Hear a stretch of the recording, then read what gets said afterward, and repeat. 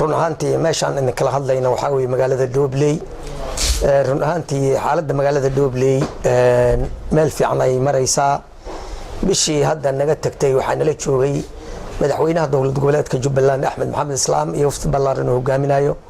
oo ay ka mid ka yihiin golaha wasiiradiisa iyo ciidamada qalabka sida aad la socotaan booqashada madaxweynuhu run ahaantii annagu aad baan ugu qanacsanayn run ahaantii goobo badan baa la gaaray oo magaalooyinka kamid ah iyadoo loo kuurgalayay absamo socodka howlaha dawladnimo iyo deegaanada xaaladooda guud runtii ma ahayn wax dhaliil oo cad oo la kulmay ma jirin deegaanku runtii boqolkiiba boqol waa amni dhamaantood gaadiidka isaga socdaan ciidamadana waa ay maraan shacabkana aad ay uga ganacsadaan sidoo kale isu socodka dhankan inaga iyo Kenya xuduudku aad buu u fiican yahay gaadiidada way isaga gooshaan shacabka labada dhinac deeyin xoololey iyo deeyin dadka ganacsatadana inta badan waa isu socdaan wax dhibina kama jiro xaaladda horumarka waxaad moodaa hadaan soo laabto sanadihii u dambeeyay magaalada Doobley inay aad u fiday cid walba oo timaado ama aqoon hore u lahayd ama aan hadda ka hor iman way fahmi karaan magaalada waxa ka jiro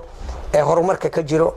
waad ogsoontihiin dad fara badan oo qaxooti ayaa wuxuu ka soo laabtay dalka Kenya sida xariyaha Dadaab iyo Ifo iyo Xagar Dheere dadka iyaga ahaa wixii gudaha Soomaaliya sii gala waa gaarkeed laakiin inta badan waxay ku nagaadeen magaalada Doobley bay ku nagaadeen sababahay ugu nagaadeenna waxa weeye xagga nabadgelyada iyo magaalada oo ah magaalo ganacsi muhiim u ah labada dhinac ama labada dal sida Kenya iyo Soomaaliya sidoo kale deegaanku waxaan uga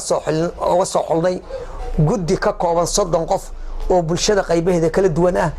oo ku hadlayo afka deegaanka ama bulshada waxyaabaha ugu baahi badan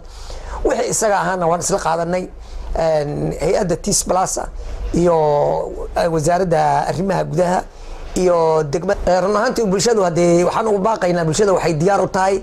wax kasta oo baahideeda inay soo bandhigato kana faa'iideysato